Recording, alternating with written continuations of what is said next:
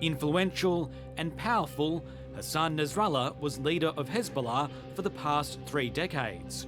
That ended over the weekend when Israeli airstrikes hit buildings in Beirut. He was a very strong leader to Hezbollah, but also very charismatic. I mean, terrorism or not, he was someone that when he talked and when he addressed the nation or his public, he commanded respect and listening. But fearful of such a fate, Nasrallah had been in hiding since Hezbollah's war with Israel in 2006.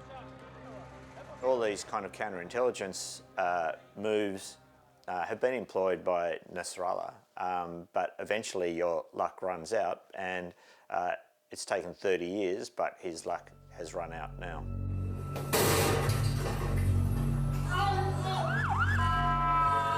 It's been a fortnight of blow after blow against Hezbollah in Lebanon, beginning with the explosion of pagers and walkie-talkies belonging to Hezbollah members. The attacks have been widely blamed on Israel, though it hasn't claimed responsibility. Israel has confirmed its recent airstrikes have killed some of Hezbollah's top leaders. At least 7 are now dead. It's not just the top layer that's been taken, it's been several layers below over the space of a year, and that's why Israel has been doing it. It's important to remember that one can kill a human being, but one cannot kill an idea. The assassination definitely was a blow to the military group. However, the idea of the resistance to the hegemony, the American hegemony, or the occupation of Palestine will continue in the mind of that group. And therefore, if anything, I think it's even more dangerous right now. While Hezbollah's backer Iran has said Nasrallah's death will not go unavenged, some observers doubt Iran would want a direct fight with Israel.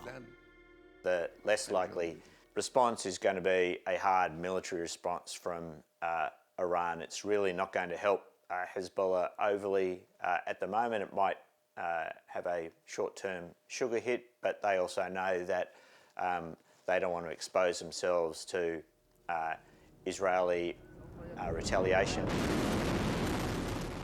Israel has vowed to keep up its fight against Hezbollah, even as some nations, including the US, call for a ceasefire. In Lebanon, the casualties are growing, with more than 1,000 deaths, according to the nation's health ministry. Dr. Nasser Yassin is Lebanon's environment minister and is currently coordinating the country's emergency response. I spoke to him earlier. Dr. Yassin, welcome to 7:30. Thank you. Can you begin by telling us what the situation is on the ground for civilians in Lebanon? In a couple of hours, the country transformed into a major humanitarian scene. The scenes 48 hours ago, when the southern suburbs of Beirut were hit, and then all the warnings that the Israeli spokesperson was sending created an influx of civilian people, families, kids, women, children, carrying whatever they can and leaving a populated neighborhood in the capital or the metropolitan area of Beirut. It's actually a place where almost 1 million people live there. Highly dense populated people live there, and they had to just leave. And in 24 hours, we were catering for the displaced from South Lebanon who've been hit for the preceding days and weeks. Around 300,000 of them, and suddenly we have to really serve and guide and help around 1 million people now.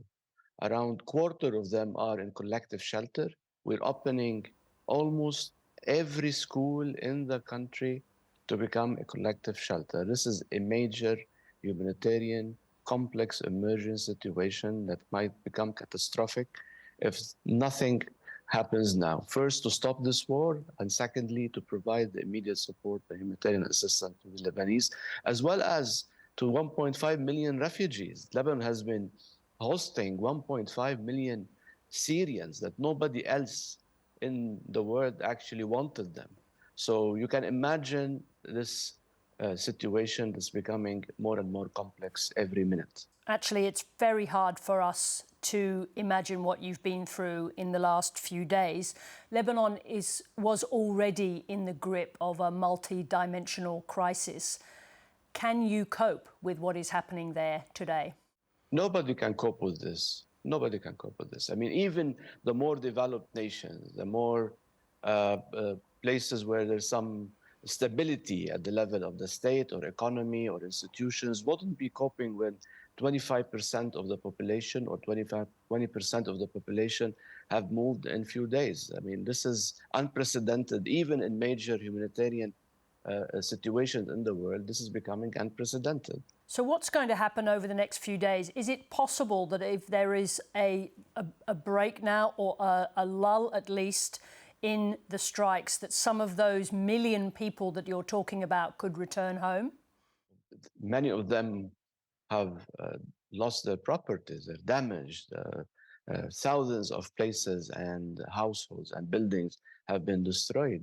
We haven't seen a killing machine and the level of destruction and firepower that's happening in Lebanon in the last few weeks.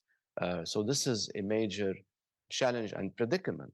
But actually, there's no even talk of stopping this.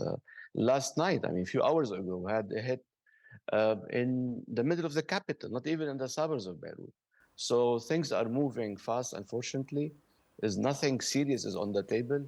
Even the level of assistance that Lebanon is getting for a major complex emergency of this size has been very modest until now. So we're seeking all channels and mechanisms at the moment to stop this and to help people on the streets. And what do you anticipate Israel will do next?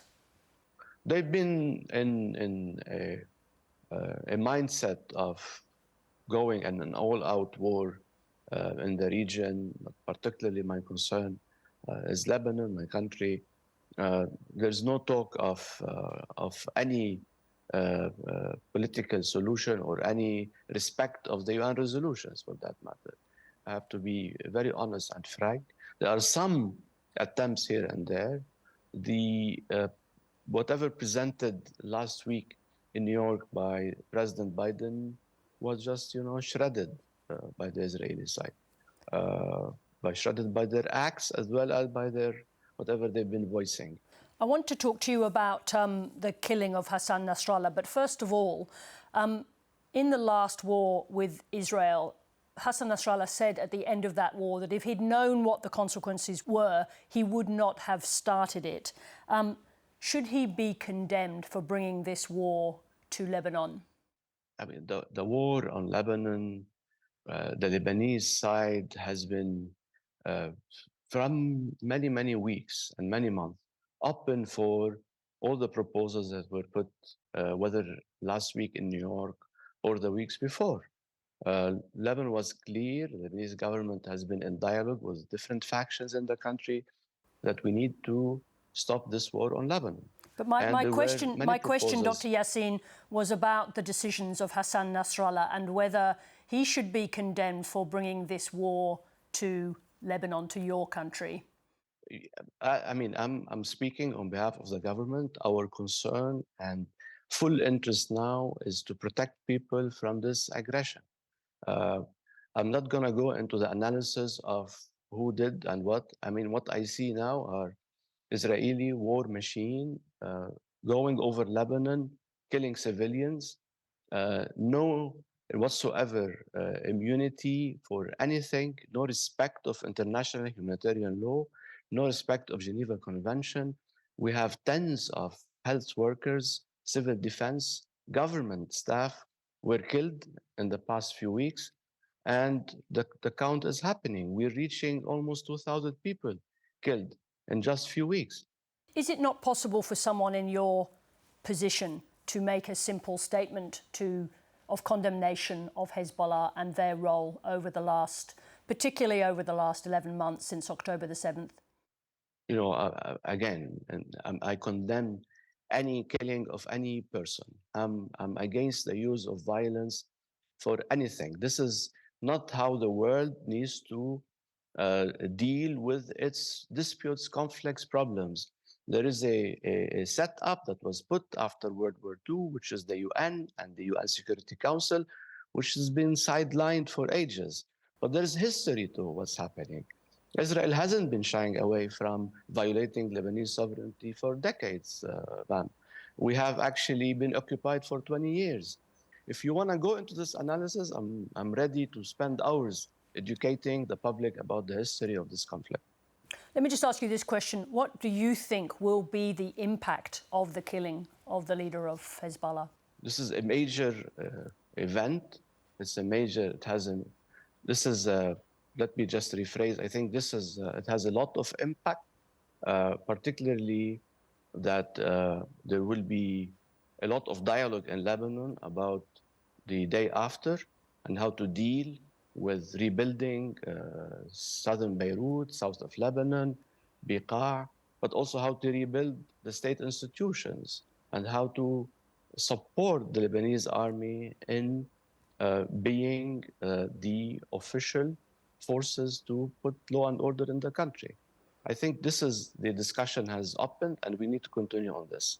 And just coming back to the suffering of the civilian population of Lebanon, where you started, you say that there is aid coming in, but it's not enough. What is it that you need most urgently from the rest of the world right now?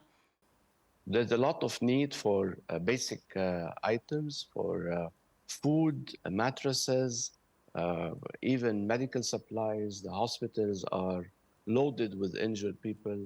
I think any assistance, any basic assistance for a humanitarian situation, they need to be sent. We're doing our share here in the country. The UN agencies are also helping, but they're under a lot of strain to support and to help almost 1 million people.